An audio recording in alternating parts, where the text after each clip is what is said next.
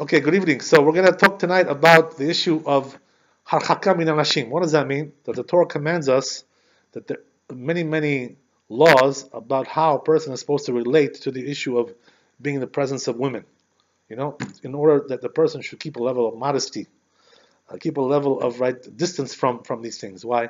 Because when a person gets too close to women who are forbidden to him, so he's going to come to do all kinds of sins, all kinds of things. So therefore, the Torah commands us to keep a distance from women. So let's discuss a little bit about what the Shulchan Aruch tells us about this. I want to read to you what it says. So there should be no mistakes right over here. It says like this: Tzarich Adam leitrachek minashim meod meod. It says a person has to stay away from women very very much. That's what it says, right? Stay far away from them. Ve'asur likrotz bi'adav o beraglav ve'lirmoz be'enav. Right? What is he saying over here? Even just to hint at them, like to wink your eyes at them, or with the foot, or with the eyes, or with the hands, snap your finger, and all kinds of things like this, right? What are we talking about here? The arayot. These are women who are forbidden to you. This is not your wife. This is not your daughter, right? This is not your mother. With those, you can hug them and you can kiss them, right? That's something else. But women who are forbidden to you, so these things, right, apply, and we say, right, don't do any of these things. Not everybody, right? But depends on who we're talking about, right? There's something called arayot. You know what that means? That if you have relations with this woman, isur karet, right? You'll be over on a very big, cut off from the Jewish people, right? This kind of thing. Like let's say relatives, the person, all kinds of things that are forbidden to him, his sister, whatever, things like this, right? These are forbidden. So all these kinds of things, a person has to be very careful to stay away from them, right? So it says like this, right? Also to look at her beauty, right? So we'll understand what that means. It says like this, right? Also to smell her perfume. When she's wearing perfume, so you go and you want to enjoy the way she smells. So you get close to her, Okay, so that's what we're talking about, right?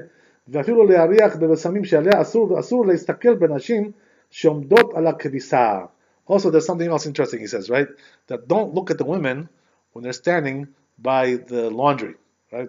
So what does that mean? What does it have to do with laundry? Right? What's the idea of laundry? In those days, what happened was, right, that the women used to go do laundry in the river. They didn't have washing machines and all these things, right? Dryers, washers, whatever. So in those days, what they used to do, they used to go to the river and they used to do laundry over there. So what happened was, right, in order to do the laundry, get close to the water, they had to lift up their skirt, So some perverts were going there, to check them out when they're, to see their legs. You understand? This was the idea. So it says, right, you have to be careful not to do these kinds of things, right? Also, right, don't look at her clothing as well. What does that mean? If you know whose clothing this is, even though she's not wearing it, you have to be careful about that too. Don't look at that.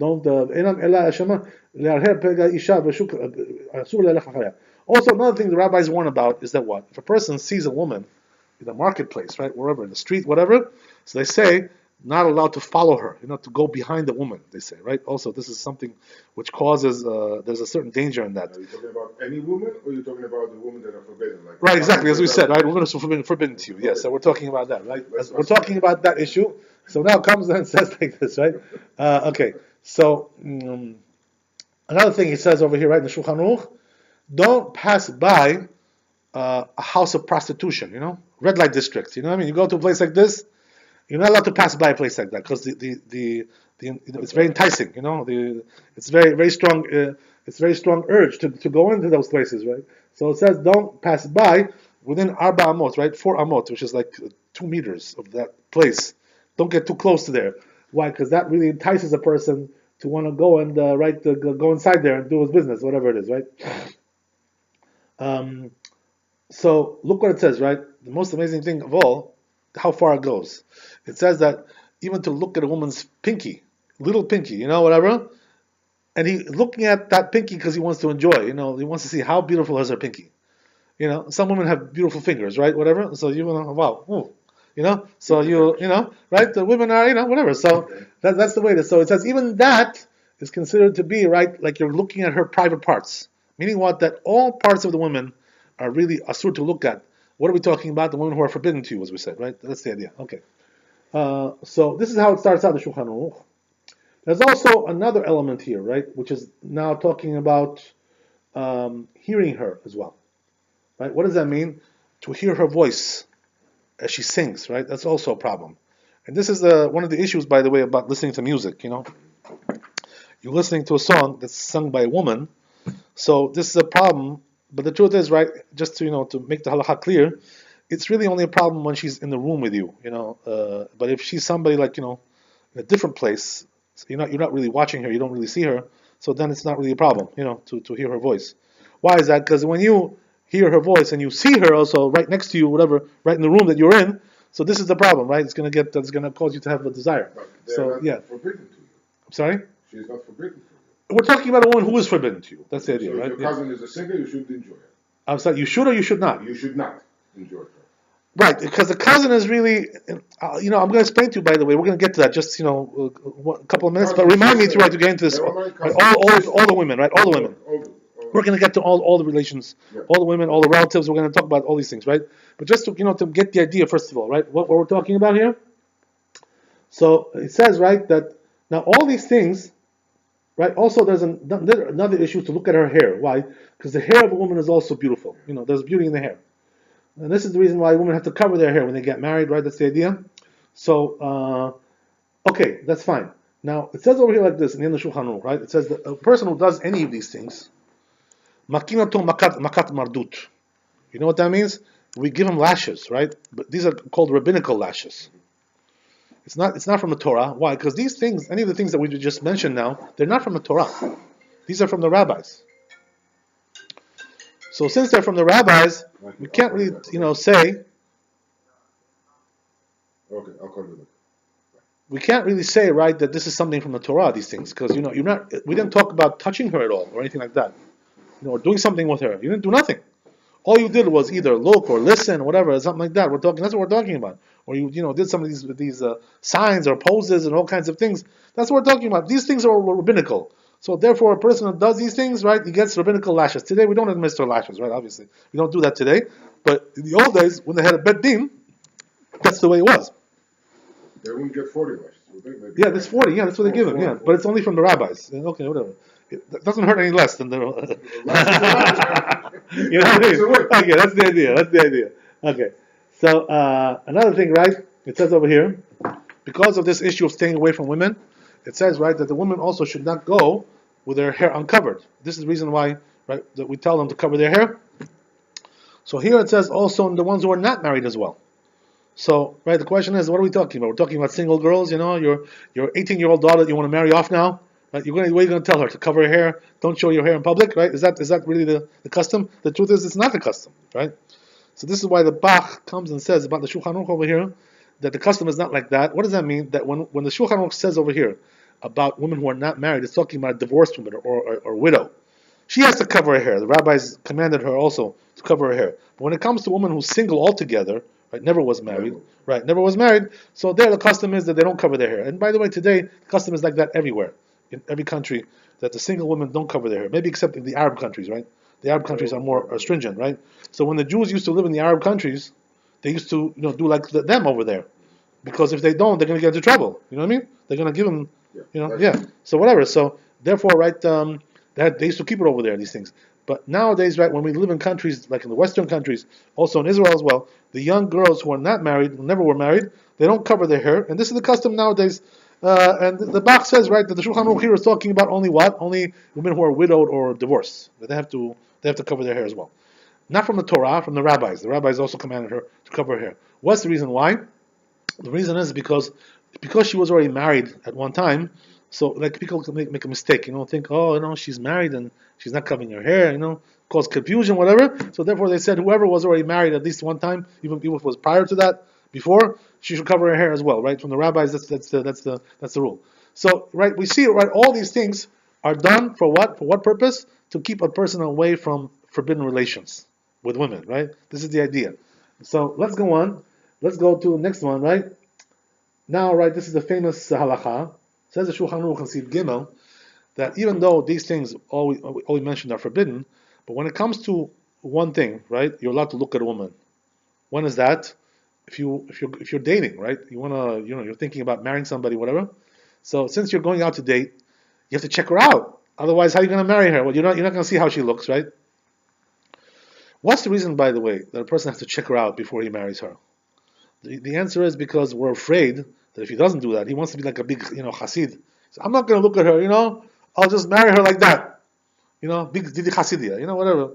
So is that good? It's very bad. Why? Why is that very bad? This is called Hasid Shoter, right? Debilia, idiot. He's a Hasid idiot. Why Hasid idiot? Because sooner or later, what's going to be? He's going to look at her when he marries her, right? And then he's going to see he doesn't like the way she looks. And he's going to wind up hating her. You know what I mean? So, because we're afraid of this issue of hating your wife, which is something really bad. Why? Because a person is supposed to love his wife. You know what I mean? That's the whole idea of marriage, right? So, how can you love her if you don't like the way she looks? You know what I mean? So, therefore, this is the reason why it's an obligation that a person has to look at the woman before he marries her. He has to check her out good to see everything is good, whatever's there. Not derech haznut though, right? What does that mean? Not in the way of perverted way of looking at her. Just check her out, let's see what she is. How's this, how's that, how's everything, whatever. That's it, whatever, You got the idea? That's it, very good. They say, by the way, that in the old days there was such a thing like this. Today we don't have that, but in the old days there was a concept of Talmid Chacham. But what does that mean? Today we also have Talmid Chacham, but in those days Talmid Chacham was much more extreme, much more, something more severe in those days. What does that mean? A Talmid Chacham was so immersed in a study that he didn't even, he never looked at a woman in his life. Can you imagine if we had people like that in the old days? They never saw a woman in their life. They don't know what she looks like, So what does that mean? What's the practical application? The practical difference is like this, right? That this guy, this poor Talmid Chacham, who wants to get married, it's not even going to help him to look at her because he doesn't even know what he's looking for. You know what I mean? In other words, he doesn't know what's a good-looking woman, not good-looking woman. He doesn't know what that means. So therefore, what is it going to help him to look at her, right, to see what she is? So therefore they say, right, a person like this who's so, out of the world, removed from the world, what he should do is send somebody else to look at her, and he'll tell him, she's there, she looks good, you're gonna like her, don't worry, you're gonna like her, she's good. She's gonna be okay. That's the idea, right? So this is the way it's done for a person like that, right, who's very, locked into his own world, right, is not outside in the world like everybody else. In these days, by the way, you don't have people like that usually. The truth is, there was actually one case, something funny, that I heard. There was, the family of Baba Sali. So Baba Sali, his family had a lot of holy people in the family. A lot of holy people. So what happened was that the Baba Sali had a grandson, and his name was Elazar. This guy he just died recently, like we're talking about 7 years ago, whatever, and he got killed. He was murdered by somebody. He was murdered, yeah. This was a very strange case, whatever, something happened. So what happened was, right, that this guy who was killed, his grandfather was Baba Sali. Understand? His father, not grandfather. His father was Baba Sali. So what happened was, right, that Baba Sali, when this kid was young, Baba Elazar, he used to brag about him. He used to say to people, I have one son who never saw a woman in his life. He never looked at the shape of a woman. He's so holy, my son, he never looked at a woman in his life. So can you imagine, even in our generation, we had a person like that. It's something, unusual, right? By the way, this guy, Baba Elazar, before he was killed, Alav Shalom, he used to, how he used to take people, they used to have people coming. Right? And they're a very wealthy family. So they used to make a whole spread for these people. People who used to come to see him, they used to make a big buffet, food, and, drinks, and, like a palace, King's Palace. They used to wait there and eat and drink, have a nice time, big dinner, whatever. So finally, right, they would go in, but Baba Elazar was such a holy man that he used to cover his face with a veil, so he shouldn't look at things, whatever, They would walk in there sometimes, and he would be covered with a veil. That's the way he used to live, this man. It's unbelievable that we have somebody like this in this generation. This generation, somebody who lives under a veil. You know what I mean? I saw a rabbi in Williamsburg like this covered. Interesting, right? If you want something even more powerful, it says like this about this Baba Elazar, this guy, that he was so holy. They say, right, that his house was in one block. Across the street was a shul that he used to daven at, pray at, right? They say that in order to avoid looking at anything in the streets, so they had an underground passage, to the shul. So they used to go on the subterranean passage they had to go up into the shul, right? So you don't have to see anything in the street. Can you imagine? This is we have in our generation, such a thing like this. This is unbelievable, right? So you would think, that in our generation, this is like we're very far from that. But the truth is, Sometimes, you have there are exceptions to the rule, right? Exactly. It's unbelievable, right?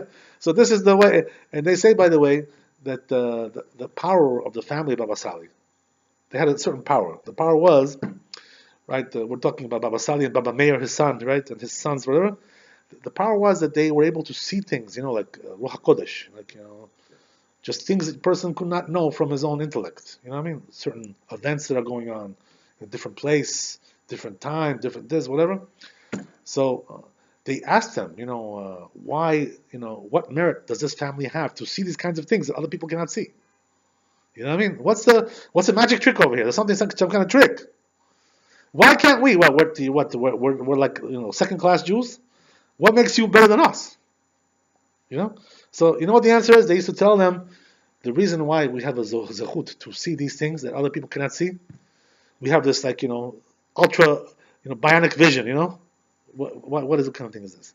I'll give an example. By the way, one thing. What happened was that one time they say that it's a true story. There was a child that was kidnapped from Israel, Jewish boy, and they didn't know where he was. They couldn't find him. Kidnapped. So what happened was, right, that they came to Baba Sali and they said, maybe you can help us. You're the miracle maker, no? So make a miracle for us, and do something. What is it, huh? So Baba Sali tells them, he says, I cannot really do it, but he says, go to my son, Baba Meir, Meir, and he will help you. So they went to him. They went to his son. So Baba Meir, right, looks at them and he says, I see your son where he is. Can you imagine? So they tell him, where is he? Where did he go? So he says he's in London. He's in England over there. He's been kidnapped. They took him to Europe. And he tells them the street and everything, where he is, everything. GPS, whatever. So can you imagine? They went there and they found the kid. It's a true story, right? So can you imagine such thing this? So now, right? The question is why did they have this merit of the zechut to have this kind of supervision? So the answer is they used to tell people, we don't have any magic tricks. We don't have any we're not more aristocratic than all the other Jews. That's not the issue. The issue is very simple. We don't look at things which we're not allowed to look at. So therefore, Hashem gives us supervision to see other things that people cannot see. They used to have this custom in their family, right? Besides all the things I just told you, they used to study Torah for long hours.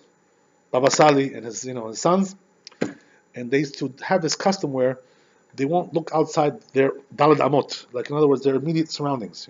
2 meter vicinity of where they are. They don't look out, even though there's nothing there to see. What are you going to look at the wall, right? There's nothing there. But they would not look outside their immediate periphery. So this was another exercise, right? They used to have to watch the eyes. So we see from there, by the way, how powerful it is that a person has protects his eyes. It doesn't look at things he's not allowed to look at. So this is exactly what we're talking about here, right? But this is like a super case. This is like Superman. We're talking about Superman case, whatever. Okay, so everybody according to his level, right? The truth is that a person is granted supernatural vision because he watches his vision. He's careful about what he's looking at. This is the idea. Everybody according to his own level, according to his own, the work that he did. Okay, so let's go back to what we said. Another interesting thing, right? Mentions the Shulchan Aruch over here. That a man is allowed to look at his wife. What does that mean? That even though she's a nidah, so when she's a nidah, she's now forbidden to him, for the time being, right? For a couple of weeks, whatever. So until she goes to the mikveh, forbidden to him. So it says, right, that even though she's now a nidah, and therefore she's really erva, she's forbidden right now. Temporarily. Nevertheless, he's allowed to look at her. So we don't say over here that, she's erva, don't look at her. We don't say such a thing like that. Why is that? Because she's your wife and she's going to be permitted to you in a couple of weeks, few days, whatever. So therefore we say that you're allowed to look at her. Even though she's not really dressed, she's a little bit undressed, whatever. Now, you're not allowed to look at, too much, into the private parts. You know what I mean? You shouldn't not do. But just to look at her in general, even though she's not dressed, you're allowed to do that. Why is that? Because she's your wife and she's going to be permitted to you in a few days. So we're not concerned that you're going to do something wrong with her. We're not really so concerned about that. There's not a big Yetzirah about this because in a few days she's going to be permitted to you. So therefore we allow, right? There's only one exception, by the way. You know what the exception is, right? That when a person gets married and let's say by accident, this happens by the way sometimes, that she becomes a nida before the wedding. You know what I mean? They try to time it in a way that she wouldn't be, but they made a mistake. Sometimes it happens. It botches up, right, or the body, botches up. Misfires. There's misfire. Whatever. It happens. So what happens is that now they have to get married because the seudah costs a lot of money. The wedding hall has been rented already. What are you gonna do? Not cancel a wedding? You cannot cancel a wedding. They put $500,000 into the wedding. God knows whatever is it, $100,000, $200,000. What are they gonna do? Cancel everything? Oh yeah, we'll do it another night. Excuse me, but it's already too late, right?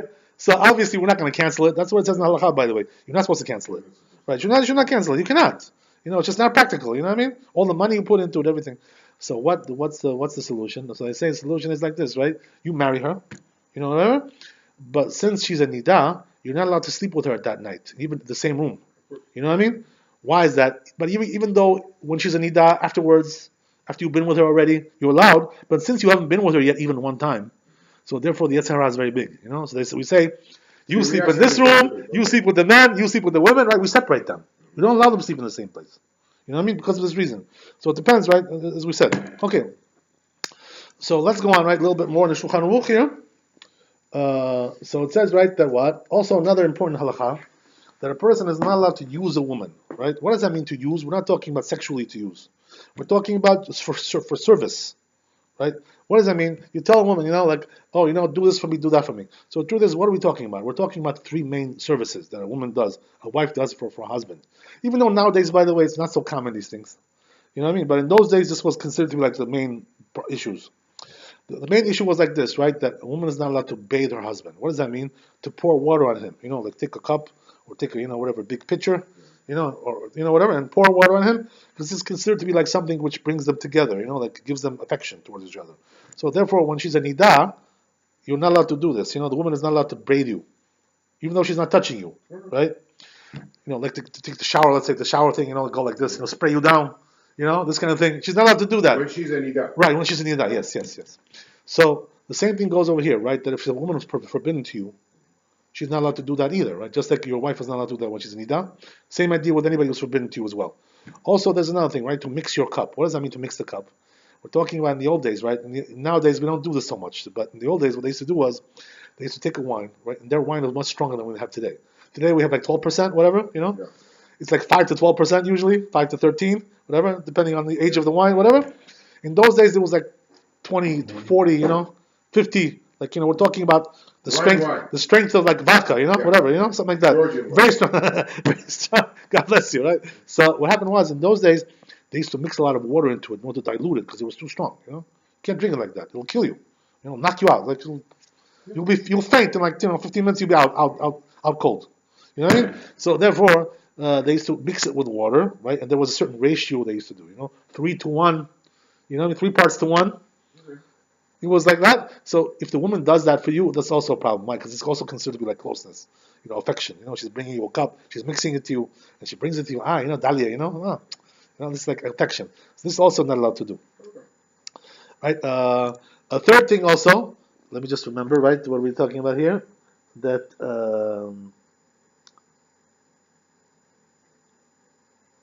Making the bed as well. Right. What does that mean?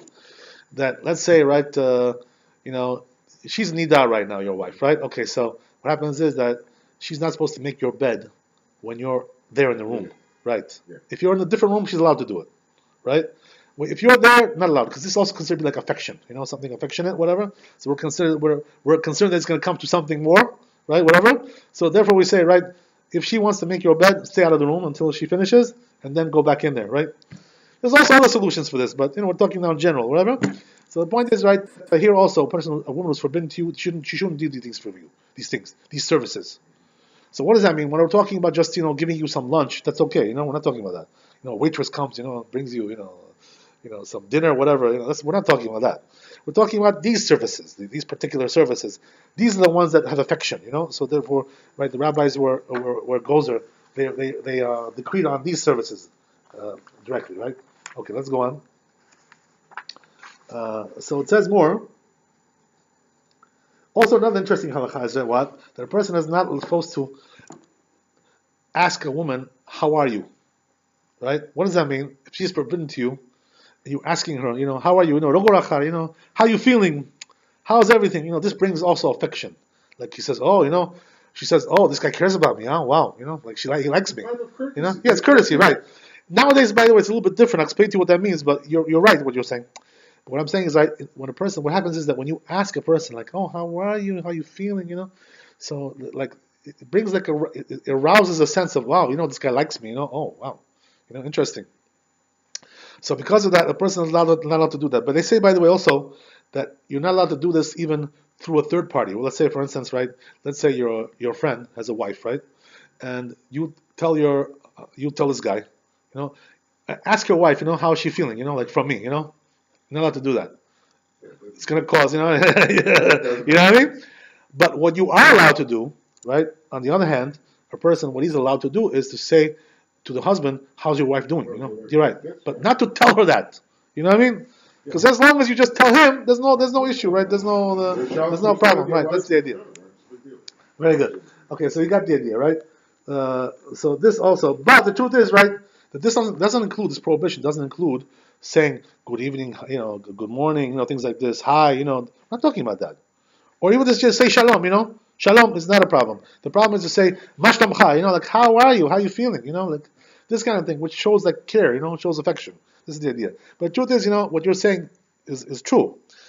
What does that mean? Today people don't even care how you are. They're just asking you this just to be, polite, right? They don't really care how you are anyway, whatever, you know what I mean? It's true. It's true, they don't even want to hear the answer. When they tell you, like, they just walk away. By the time you say I'm fine, they're already gone. They're already gone. They ignore you, you know what I mean?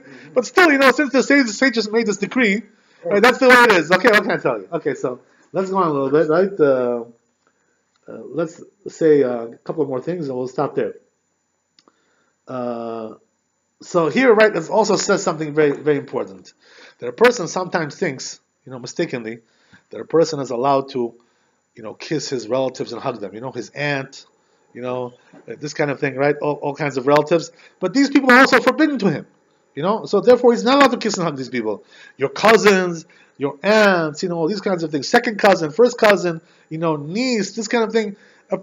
These people are no less forbidden to you than anybody else in the street. You know what I mean? So therefore, these people are also, says the Shulchan Aruch, you shouldn't think, there I'm out, when they come to my house, I'll kiss them, I'll hug them, I'll give them, a nice greeting. You didn't give a kiss and a hug from a different Absolutely, you're absolutely right. You don't mean anything bad by it. But since it's not allowed to do that, and by the way, according to Rambam, this is from the Torah, this is for prohibition, right? To hug or kiss a woman. So therefore, right, it's from the Torah, according to him. So therefore, it's considered something severe. So therefore, they say, right, not to do that. But the truth is, right, there are two things which are allowed. One is to kiss and hug your mother and your daughter. Right? These things are allowed, right? Because your wife for sure, right? That's something else, right? That we don't need to say, right? Okay, you got me over there. Okay, so right, the mother is allowed and the daughter is allowed. And by the way, they say the truth is that we're not really concerned at all about this. What does that mean? That even to sleep in the same bed with your mother or daughter is allowed, as long as you have both pajamas on, you're not naked, Not a problem sleeping in the same bed. There's no inclination there. There's no desire, Even though she's grown up already, she's adult, and you're an adult, you know what I mean? But there's no desire with a mother and a daughter. So therefore, as long as they're both in pajamas, you're allowed to sleep even in the same bed. Not a problem with that, right? They may tickle you. That's something else. All right, that's a different issue. Right? I'm not going to talk about that. So right now, we'll say one more thing here, right? Which is what? That even though they say, the Rambam says something interesting, right? That even though a person is allowed to kiss his daughter and hug her, even though she's grown up, she's already fully grown, she's married, you're allowed to kiss her and hug her. But the Rambam says very foolish to do this in public. You know why? Because not everybody knows that this is your daughter. You know what I mean? So therefore they say, in public, not to get into these kissing and hugging things, with your daughter. They say, oh, that's his girlfriend. Huh? He's got a girlfriend, huh? That's what people think. That's how. Yeah. You know how it is, right? But they say, that's a knetz, not everybody knows that this is your daughter. Okay, in the shul they know, right? And whatever. But in the streets, whatever, sometimes they don't know. That's the idea. So the Rambam says not a good idea to do that, right? Okay. So let's go on a little bit further.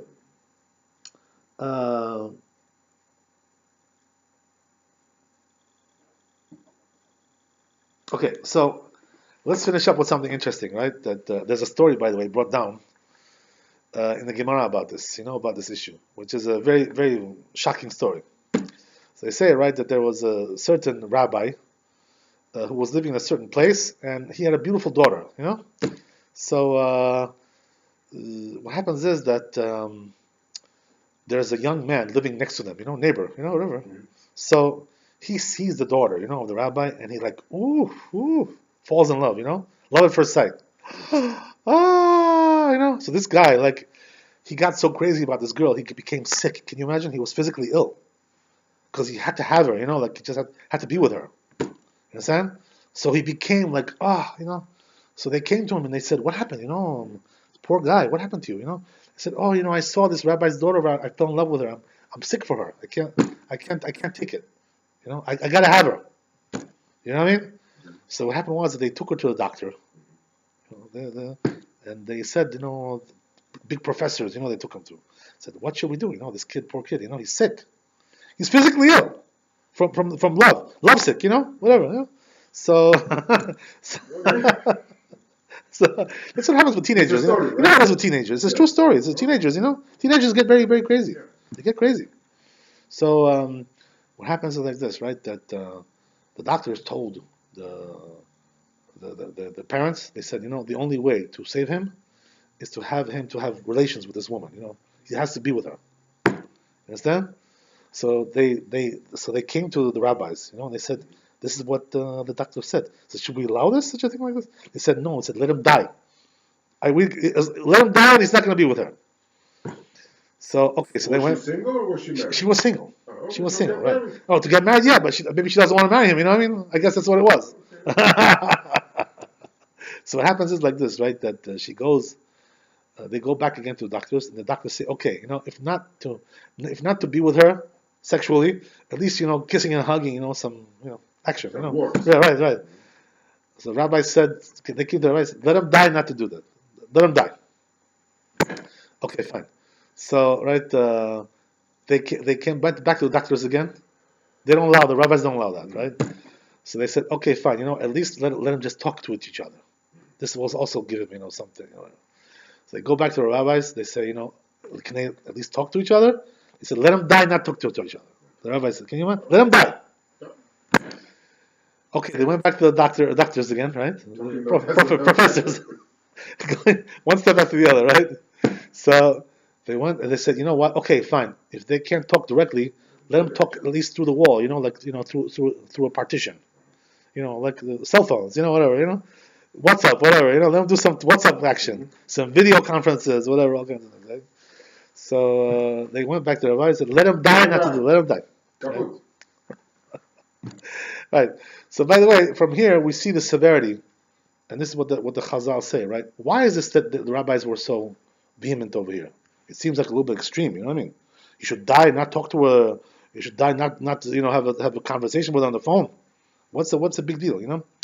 So they say, right, that once the point is that once a person starts to get involved with these things for pleasure, to enjoy being with somebody like this, they have to make a very strong, fence around this to make an example. You know what I mean? That this shouldn't be broken. People should think it's a light thing. These things are light because one thing leads to another. You start talking, then it's the phone, then it's a video conference, then you meet and this and that, hugging and kissing and blah blah blah. Right? It goes to right. Yeah, right. But you know what happens, right? Sometimes it doesn't go that route. It goes a different route. You know what I mean? So what happens is, right, that the rabbis were very, very afraid of that. But So did the guy die? according to this, by the way, I don't know. He doesn't say they died. By the way, he doesn't say they died. He probably lived. They probably found some. Hashem saved him. Whatever. Send him another. Yeah, the doctors. They didn't get their way, but right. So what happens is like this, right? That from the Rambam learns from all these severe things that the Torah tells us that really like touching a woman, or just kissing and hugging, it's from the Torah. It's something yaregu bal yavor, something which is considered to be like a deadly sin. So a person has to be very careful about all these things. They say, by the way, that it's even worse in our generation. Why? Because in the old generations, the young girls who were single, they were not nida all the time. They used to go to the mikveh, in those days. Today, they don't allow them to the mikveh, the young girls. Only the married girls they allow. Right? So therefore, they're all nida. All the young girls are nida. You know what I mean? So any girl you take, any given girl you take in the street, whether she's a religious girl, a Jewish girl, whatever, Orthodox, non-Orthodox, right? Unconservative, conservative, whatever it is, they're all nida, right? So They go to the therefore, ocean. They swim in the ocean. That's the same thing. Come on. right? But going to the ocean is only works if you do it the right way. You know what I mean?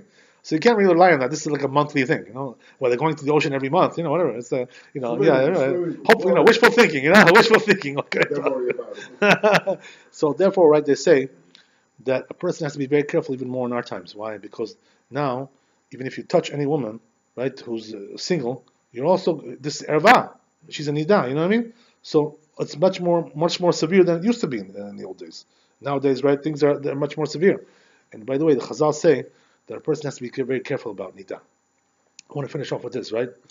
I'll tell you how severe nida is, right? The severity of nida of the prohibition. It says in the Ramban, he brings the Ramban, right? Something amazing. He says, right, that a person, when his wife is a nida, you should be careful not even to talk with her. Listen to this, very extreme stuff. Don't even step in the places where she's stepping, right? And don't have any contact with her. What does that mean? Don't touch her. Don't touch her stuff. Don't sit where she sat. Don't anything like this. He says you have to be careful. Don't talk with her either. Don't have any conversation with her, right? Because you know what the Ramban says? The Ramban says that a person who does anything like this with his wife when she's in nida, it brings him like curse and death on him. It's because a woman who has nida has a very great form of impurity. It's very, very, very impure. So says the Ramban that a person has to be careful about everything from nida. Also, she shouldn't cook for him. She shouldn't make dinner for him. She shouldn't bake for him anything, any bread, any cakes, nothing. No. This is not the halakha, by the way. The halakha is not like this. Okay, the halakha is that when your wife is a nida, you're allowed to talk with her, a little bit, not too much, not joke around, So mess around. That you're going to eventually sleep with her? The point is, right, when it comes to these things I just mentioned now, it's not because you're eventually going to sleep with her. It's because these things is causing you a curse. Understand? In other words, the nida is so impure that it's bringing a curse upon you. You understand? It's bringing impurity upon you. This is not the halakha. But there were some people who were even careful about these things. You know what I mean? There was such a thing like this. Today we don't find this so much, by the way. Today we just keep the bare bones halakha. So bare bones halakha is that she's allowed to cook for you, she's allowed to bake for you, you're allowed to talk with her a little bit, not too much, not to get too crazy, whatever, to talk about nonsense, to talk about the joke around and make dirty jokes and things like this. You know what I mean? That you're not allowed to do. Right? You can't horse around with your wife when she's in nida. You know what I mean? Play around. When she's in nida, in general. When she's in nida, we're talking about, right? So that you're not allowed to do, right? But when it comes to just talking a little bit and cooking, baking, to eat from her for food, to sit with her on the table, you're allowed to, as long as you have something, some kind of a recognition there, right? You're allowed to sit with her on the table. So all these things, okay, they're allowed, but the Rambam is pointing out something very, very severe, right? That even though these things are allowed, but we have a tradition, from our forefathers, that the tumah of nida is very, very great. Right, so therefore, the real people who were very Hasidim, they were very, very holy. They used to avoid everything from the. You know what I mean, this is the way it was. So we see from there, by the way, why do I point this out? We see from there how severe it is today. Because today all the girls are nida. None of them are going to the mikveh. So therefore, to touch any of them, to kiss them and whatever, you're like bringing like death on yourself. Klala, curse. There's something very bad. So this is how important, how severe this thing is, right? So today, the game is has been changed a little bit, right? The marker has been moved, the goal has been moved a little bit. You know what I mean? But nevertheless, right, we see from here how the Chazal warned us about keeping a distance from these things. Praiseworthy is a person who's able to keep clean from these things, right? Hashem should help us, B'ezrat Hashem. We should be zochet to be clean and healthy and happy. Thanks for coming. God bless you. To say hello to everybody, to the whole family, and we'll see you next week.